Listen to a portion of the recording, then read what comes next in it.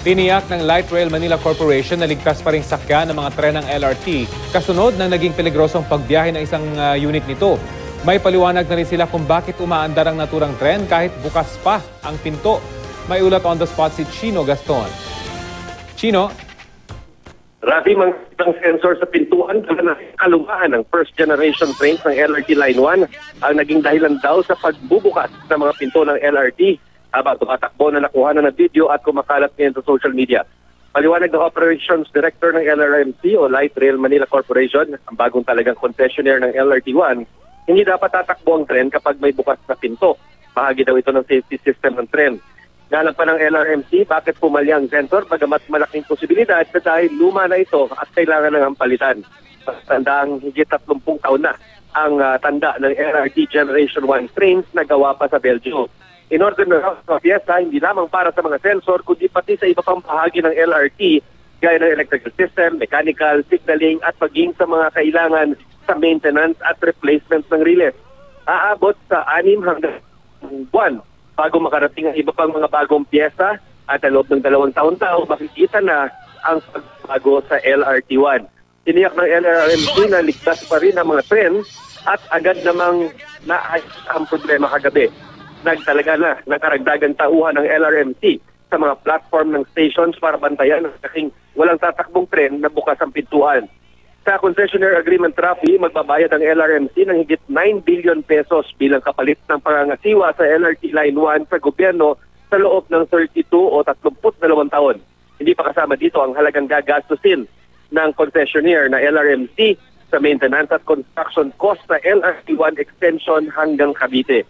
Hiling naman ng mga commuters sa aming nakausap, sana naman maayos na ang problema sa lalong madaling panahon. At yan ang latest mula rito sa lungsod ng Manila. Balik sa iyo, Rafi. Pero Chino, meron bang nabanggit ang LRMC kung imbestigahan nila yung gwardiya na nagsabi dito sa mga pasahero na nagreklamo na kumapit na lang nung makitang bukas nga yung pinto, Chino? Yes, kasi ang pagpapaliwanag dito, Rafi, yung pag-alis ng tren mula dito sa Central Station, habang ito'y paalis na sa train station, saka nagbukas, no? Itong, parang hindi pala nagsara, pero lumarga pa rin yung train. So may sensor talaga at hindi daw napipigilan at hindi nag-automatic stop kapag lumarga na yung train. So nagpapadaan itong train, nandun pa yung guarda sa platform, nasabi na lang, kumapit na lang ng gusto dahil hindi pa nga alam ng operator sa dulo na tumatakbo yung train na bukas kasi batay dun sa mga safety protocols at mismong sa pagkakagawa mismo ng tren, hindi dapat talaga daw umandar ang tren kapag may kahit na maliit na puwang yung mga pintuan. So, pinakita nga sa atin kanina, medyo mechanical in nature, parang sa elevator yung parang triggering system o sensor doon sa taas. So, kaya't siguro dahil na lang nga talaga sa kalumaan, nangyari ito.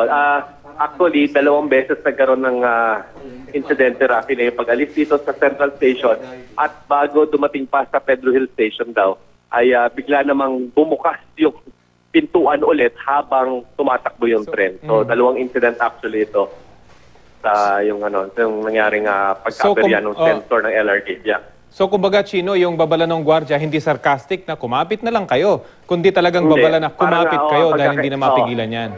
Ang sinasabi dito, parang palayo na kasi yung tren mula doon sa platform. Sigaw na lang na, wapit na lang kayo kasi wala na siyang magagawa. Hindi niya rin naman mapipigilan. At hindi rin titigil yung tren dahil na parang hindi na nga gumana yung sensor. Well, at least believe ka rin sa mga Pinoy na to, nakangiti pa at nakatawa pa yung iba habang bukas yung pinto ang kanilang sinasakyan. Maraming salamat sa iyo, Chino Gaston.